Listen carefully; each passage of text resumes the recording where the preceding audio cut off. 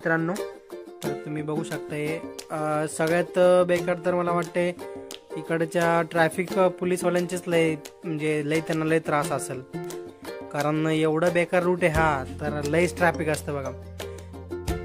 त्यानंतर आपण आलेलो आहे आपल्या कॉलकडे. तर इथं आपला एक कॉल आहे, हा कॉल करायचा आहे. आता अजून MR वगैरे वेटिंग आहेत, पेशंट वगैरे चालू आहेत. तर मी आता कॉलला चाललो आहे गाईस. तर आता माझाच नंबर आहे, तर मी आता व्हिजिट करणार डॉक्टरांची आणि त्यात परत आपण पुढच्या. तर चाकणमधला आपला कॉल झालेला आहे गाईस. तर आता आपण जाणार आहे मंचरला.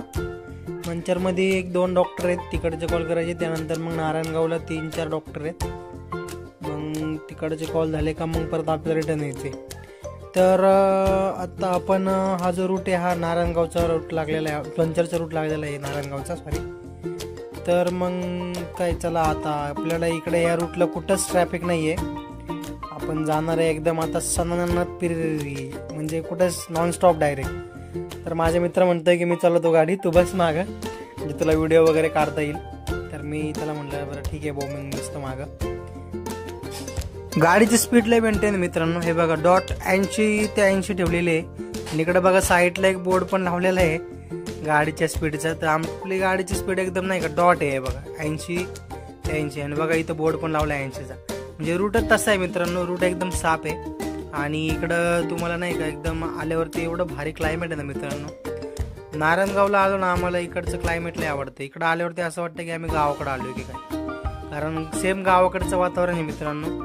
आणि खूप छान वाटतं इकडं आल्यावरती. म्हणजे वर्किंग एकदम असं नाही का एकदम भारी जाते इकडचं वर्किंग नाही का आम्हाला. आणि त्यानंतर आता आपण इकडं पुढे एक कॉल आहे आपला, तो कॉल करायचा आहे आपल्याला मंचरमध्ये. तर आपण मंचरमध्ये आलो आहे गाईज.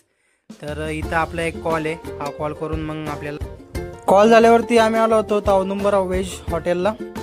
तर म्हणलं जरा आता पोटपूजा करावी, कारण आता दुपार पण झालेली होती मित्रांनो. तर आम्ही पहिलेच मसाला पापड मागवला.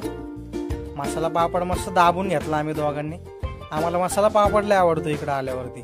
आणि औदुंबर हॉटेलमधले म्हणजे नाही का जेवण लय भारी औदुंबर हॉटेलचं, आपल्या मित्राचंच हॉटेल आहे मित्रांनो इकडं. त्यानंतर मग काय, मग आम्ही मागवली भाजी आणि रोटी.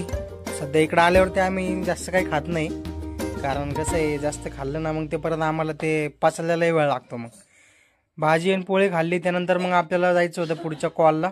तर आलेलो आहे आम्ही कॉलला. तर इथं पण पेशंट वगैरे नाही आहेत, म्हणजे कमी पेशंट आहेत. तर आपला कॉल लवकर होणार आहे इकडं. आणि कॉल झाल्यावरती मग परत आपल्याला अजून एक दुसरा कॉल आहे.